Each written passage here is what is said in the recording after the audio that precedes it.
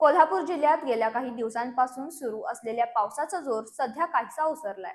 गेल्या 24 तासात जिल्ह्यात सरासरी 4.73 मिलीमीटर पावसाची नोंद झाली असून गगनबावडा तालुक्यात सर्वाधिक 32.3 मिलीमीटर पाऊस झालाय.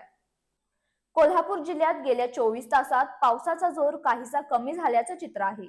जिल्ह्यात सरासरी 4.73 मिलीमीटर पावसाची नोंद झाली असून गगनबावडा तालुक्यात सर्वाधिक 32.3 मिलीमीटर पाऊस झालाय.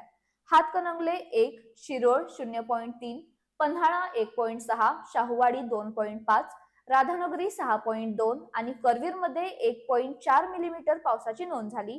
तर कागलमध्ये 4.2, गडिंग्लज 1.4, भुदरगड 2.8, आजरा 1.9 आणि चंदगडमध्ये 1.2 मिलीमीटर पाऊस झाला. दरम्यान जिल्ह्यातील 10 बंधारे पाण्याखाली आहेत. पंचगंगा नदीवरील शिंगणापूर, राजाराम, सुरवे, रुई, इचलकरंजी, तेरवाड आणि शिरोळ, कासारी नदीवरील येवलूज तसेच भोगावती नदीवरील सरकारी कोगे आणि खडक कोगे हे बंधारे पाण्याखाली आहेत. राधानगरी धरणात 8.27 टीएमसी म्हणजेच 99% पाणीसाठा असून सिंचन तथा विद्युत विमोचकातून 1400 क्युसेक पाण्याचा विसर्ग सुरू आहे. तुळशी धरण 99, वारणा 95, दूधगंगा 97, कासारी 94, कुंभी 96 आणि पाडगाव धरण 95% भरले आहे.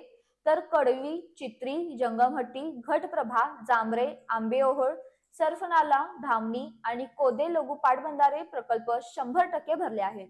राजाराम बंधाऱ्याची पाणी पातळी 18 फूट, सुरवे 19.5, रुई 46.5, इचलकरंजी 45.1, तेरवाड 42, शिरोळ 33.6 तर नृसिंहवाडी इथं 30.9 फूट पाणी पातळी नोंदवण्यात आली आहे. एकंदरीत जिल्ह्यात पावसाचा जोर कमी झाला असला तरी धरणांमधील मोठ्या पाणीसाठ्यामुळे नदीकाठच्या भागात प्रशासनाची सतर्कता कायम आहे.